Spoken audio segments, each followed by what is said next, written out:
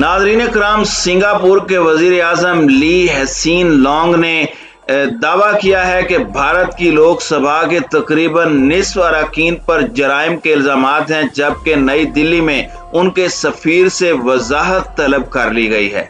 खबर रसां agency Reuters के मुताबिक ली हसीन लॉन्ग ने कहा कि नेहरू का भारत इस तरह का बन गया है जहां लोकसभा में तकरीबन निस्फ अरकान के खिलाफ रेप और कत्ल समेत जराइम के इल्जामात हैं। ली हसीन लॉन्ग ने भारतीय अरकान पार्लियामेंट के हवाले से यह बयान सिंगापुर की पार्लियामेंट में अपोजिशन के एक रुकन पर इल्जामात से मुतालिक बहस के दौरान दिया। स्ट्रीट टाइम्स की रिपोर्ट के मुताबिक सिंगापुर के वजीर आजम ने अरकान असम्बली को काम करने के लिए अच्छे अक़दार और रिवायत पर मबनी जमहूरी निज़ाम की ज़रूरत, हुकूमत पर अवाम के एतमाद की अहमियत और दीगर चीज़ों पर बात की। उन्होंने कहा कि अक्सर ममालिक की बुनियाद रखी गई और आगाज़ बड़े अखलाकी अक़दार और अजीम रवैये की बुनियाद पर हुआ, लेकिन उसके बाद बानी रहनुमाओं और बुनियादें रखने वाली नस्ल से मावरात दहाइयों और नस्लों के बाद चीज़ें बतदरीज तब्दील हुई। उनका कहना था कि चीज़ें मुकम्मल शिद्दत के साथ शुरू हुई।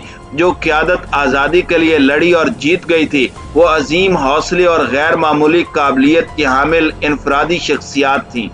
तारीखी शख्सियात के हवाले से बात करते हुए उन्होंने कहा कि वो आग की भट्टी से गुजरे और अवाम और कौम की क़यादत की। वो डेविड बेन गोरियन, जवाहरलाल नेहरू थे और हमारे अपने कायदीन भी हैं। उन्होंने इसराइल और भारत की मिसाल देते हुए कहा कि ताहम उनके बाद की नस्लें इस रफ्तार को बरकरार रखने के लिए जिद्दोजहद करती रहीं। सिंगापुर के वजीर आजम ने कहा कि बेन गोरियन का इसराइल इस कदर बदल गया है जहां 2 साल में 4 दफा इंतखाबात के बावजूद बमुश्किल एक हुकूमत तश्कील पाती है। उन्होंने कहा कि इसराइल में सीनियर सियासतदानों और ओहदेदारों को जराइम के इल्जामात का सामना है और इनमें से चंद जेल में जा चुके हैं।